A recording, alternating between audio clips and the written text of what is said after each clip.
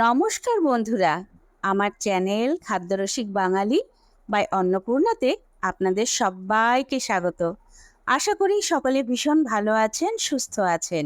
আজ আমি পটলের একটি স্পেশাল রেসিপি আপনাদের সঙ্গে শেয়ার করতে চলে এলাম। আজ আমি তৈরি করছি সম্পূর্ণ নিরামিষ দই পটল রেসিপি। এটি কিন্তু আপনারা গরম গরম ভাত, রুটি, লুচি, পরোটা, পোলাও বা ফ্রাইড রাইস যে কোনো কিছুর সঙ্গেই পরিবেশন করতে পারেন। এটি খেতে কিন্তু ভীষণই সুস্বাদু আর তৈরি করাও ভীষণই সহজ। চলুন দেখে নেওয়া যাক কিভাবে আজ আমি দই পটল তৈরি করছি। দই পটল তৈরির জন্য এখানে আমি 500 গ্রাম পটল নিয়েছি। পটলগুলোকে আমি সামান্য খোসা রেখে রেখে কেটে নিয়েছি।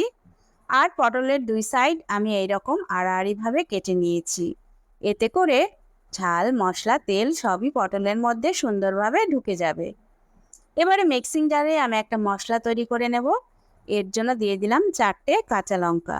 ঝালটা আপনারা আপনাদের স্বাদ অনুসারেই দেবেন। এবারে দিয়ে দিলাম 1 ইঞ্চি পরিমাণ আদা আর দিয়ে দিচ্ছি একটা কুচিয়ে নেওয়া টমেটো। এবারে সমস্ত কিছু আমি একসঙ্গে খুব ভালোভাবে একটা মিহি পেস্ট করে নিচ্ছি।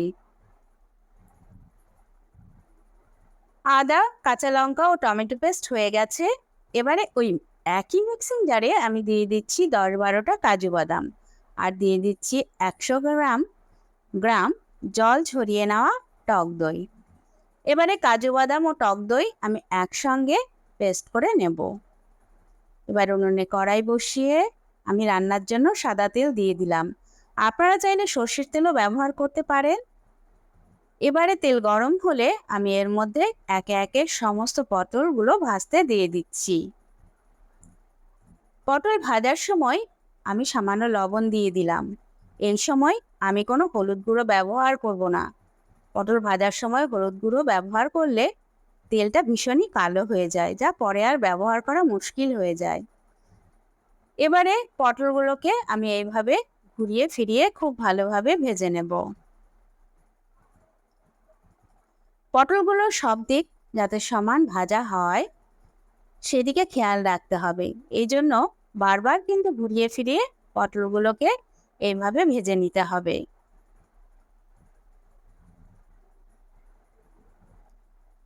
পটলগুলো ভাজা হয়ে এসেছে।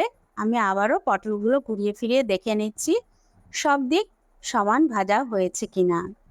পটলগুলো সব দিক কিন্তু সমানভাবে সুন্দর ভাজা হয়ে গেছে আর বেশ সুন্দর রঙও হয়েছে। এবারে আমি সমস্ত পটল কড়াই থেকে একে একে তুলে নিচ্ছি।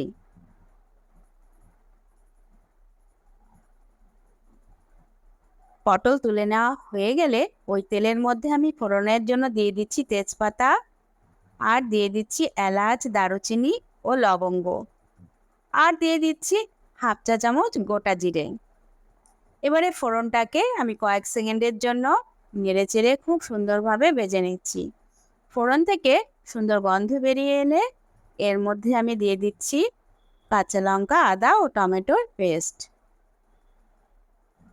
এবারে এই মশলাটাকে আমি মিনিট 2-এর জন্য খুব ভালোভাবে নেড়েচেড়ে কষিয়ে নেব। তাহলে এই মশলা থেকে কাঁচা গন্ধ চলে যাবে। মশলা থেকে কাঁচা গন্ধ চলে গেছে। এবারে এর মধ্যে আমি দিয়ে দিচ্ছি ধনে গুঁড়ো 1 চা চামচ, জিরে গুঁড়ো আর দিচ্ছি হাফ চা চামচ লঙ্কার গুঁড়ো। যেহেতু আমি আগে কাঁচা লঙ্কা ব্যবহার করেছি তাই হাফ চা চামচ লঙ্কার গুঁড়োই দিলাম। আর আমি দিয়ে দিচ্ছি খুব সামান্য হলুদ গুঁড়ো। আপনারা চাইলে নাও ব্যবহার করতে পারেন হলুদ গুঁড়ো, তবে আমি সামান্য হলুদ গুঁড়ো দিয়েছি। এবারে মশলাটাকে আমি খুব ভালোভাবে নেড়েচেড়ে কষিয়ে নিচ্ছি। যেহেতু গুঁড়ো মশলাগুলো শুকিয়ে এসেছে তাই আমি এই সময় মশলা কষাতে কষাতে একটু জল দিয়ে দিলাম। এবারে খুব ভালো করে নেড়েচেড়ে আমি মশলাটাকে কষিয়ে নেব। মশলা কষানো হয়ে গেলে এর মধ্যে আমি দিয়ে দিলাম লবণ। লবণটা দিয়ে আমি আরও কিছুক্ষণ মশলাটা নেড়েচেড়ে খুব ভালোভাবে কষিয়ে নেব তেল ছেড়ে আসা পর্যন্ত। মশলা থেকে তেল ছেড়ে এলে আমি এর মধ্যে কাজু বাদাম ও দইয়ের পেস্ট দিয়ে দিচ্ছি। এই সময় মিক্সিং জার ধুয়ে একটু জলও দিয়ে দিলাম। তারপরে সমস্ত কিছু একসঙ্গে নেড়েচেড়ে আমি আরও 3-4 মিনিট খুব ভালোভাবে কষিয়ে নেব। 3-4 মিনিট পর দেখুন মশলা খুব ভালোভাবে কষে গেছে, মশলা থেকে তেল ছেড়ে গেছে। মশলাটা খুব ভালোভাবে কষতে হবে, তা না হলে কিন্তু রান্নার স্বাদ ভালো হবে না। এবারে মশলার মধ্যে আমি দিয়ে দিচ্ছি সমস্ত ভেজে রাখা পটল। পটলগুলো দিয়ে আমি গ্রেভির জন্য দিয়ে দিচ্ছি জল। এই রান্নায় কিন্তু খুব বেশি জল ব্যবহার করার দরকার নেই। জল দেওয়ার পর আমি সব কিছু খুব ভালোভাবে নেড়েচেড়ে নিচ্ছি। এবারে আমি গ্রেভি ফুটিয়ে নেব। গ্রেভি ফুটে এলে আমি এর মধ্যে দিয়ে দিচ্ছি 1 চা চামচ ঘি। ঘি অপশনাল, আপনারা নাও দিতে পারেন, তবে ঘি দিলে এই রান্নার স্বাদটা ভীষণই ভালো আসে। এরপর আমি দিয়ে দিচ্ছি 1 চা চামচ চিনি। রান্নায় স্বাদের ব্যালেন্স আনতে কিন্তু চিনি দেওয়াটা ভীষণই জরুরি। তারপর আমি এর মধ্যে দিয়ে দিচ্ছি 1/2 চা চামচ গরম মশলা। গরম মশলা দেওয়ার পর আমি সব কিছু আবারও খুব ভালোভাবে নেড়েচেড়ে নিচ্ছি। গরম মশলার গুঁড়োটা খুব ভালোভাবে আমি গ্রেভির সঙ্গে মিশিয়ে নিচ্ছি। এবারে সবশেষে আমি দিয়ে দিচ্ছি সামান্য কুচিয়ে নেওয়া ধনেপাতা।